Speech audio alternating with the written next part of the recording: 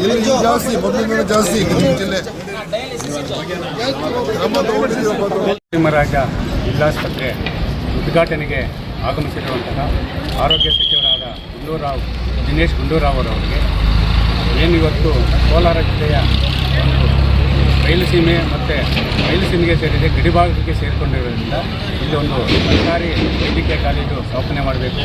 Super speciality ಆಸ್ಪತ್ರೆಯ ಸ್ಥಾಪನೆಯ ಜೊತೆಗೆ ಒಂದು ಜಿಲ್ಲಾಸ್ಪತ್ರೆ ಅಂದರೆ ಈ ಒಂದು ನರಸಿಂಹರಾಜ ಜಿಲ್ಲಾಸ್ಪತ್ರೆ ಕಾಯಂ ಶಸ್ತ್ರಚಿಕಿತ್ಸೆ DSರನ್ನು ನೇಮಕ ಮಾಡಬೇಕು.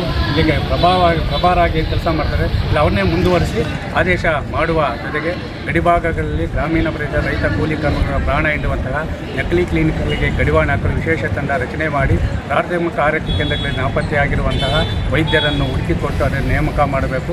ದಿನದ 24 ಗಂಟೆ ಒಂದು ಬಡವರ ಸೇವೆ ಮಾಡಲು ಅವಕಾಶ ಮಾಡಿಕೊಡುವ ಜೊತೆಗೆ ಈ ಒಂದು ಸರ್ಕಾರಿ ಆಸ್ಪತ್ರೆಗಳಲ್ಲಿ ಕೆಲಸ, ಅದು ನರಸಿಂಹರಾಜ ಜಿಲ್ಲಾಸ್ಪತ್ರೆ ಮತ್ತೆಲ್ಲ ಆಸ್ಪತ್ರೆಗಳಲ್ಲಿ ಕೆಲಸ ನಿರ್ವಹಿಸುವಂತಹ ವೈದ್ಯರು ಮತ್ತು ಮತ್ತಿತರ ಸಿಬ್ಬಂದಿಗೆ ಏನಿವತ್ತು ಗೃಹ ಕೊಟ್ಟಿದ್ದೀರಾ ಅಂದರೆ ಮನೆಗಳು ಕೊಟ್ಟಿದ್ದೀರಾ, ಅದು ಸಂಪೂರ್ಣವಾಗಿ ಶಿಥಿಲಗೊಂಡೈತೆ.